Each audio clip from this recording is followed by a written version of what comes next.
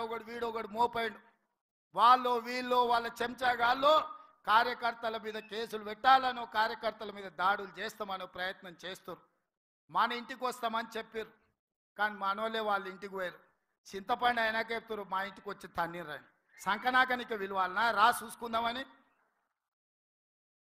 అందుకే నేను చెప్పిన, నేను లేను, శాంతి భద్రతలు వస్తానే చూసి శాంతి భద్రతలను సరిదిద్దండి అని చెప్పిన.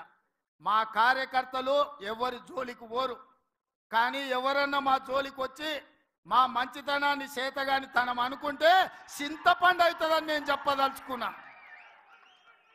మా మహేష్ గౌడ్ గారు కొంచెం సౌమ్యుడు అయి ఉండొచ్చు, కాకపోతే వెనకాల నేనున్న ఆ సంగతి మరవద్దు. ఎవరన్నా ఏదన్నా అధ్యక్షుడిగా సౌమ్యుడు వచ్చిండు, మా ఆటలు సాగుతాయి, ఊర్లలో మా ఇష్టం వచ్చినట్టు చేయొచ్చు అని ఎవరన్నా అనుకుంటుర్రేమో. నేను వెనకాలనే ఉన్న బిడ్డ, ఎవరన్నా మా కార్యకర్తల జోలికి వస్తే ఒక్కడొక్కడికి ఉంటుందని నేను చెప్తున్నా. మహేష్ గౌడ్ గారు, నా విజ్ఞప్తి ఒక్కటే, ఒక్క పని నాకు పెండింగ్ ఉండిపోయింది. కార్యకర్తల ఎన్నికలు నేను చేయాల్సిన బాధ్యత ఈ లోపల మీకు వచ్చింది, అది మీ అదృష్టం. రాబోయే 3-4 నెలల్లో బీసీ కమిషన్ చైర్మన్గా నిరంజన్ గారిని నియమించినాం.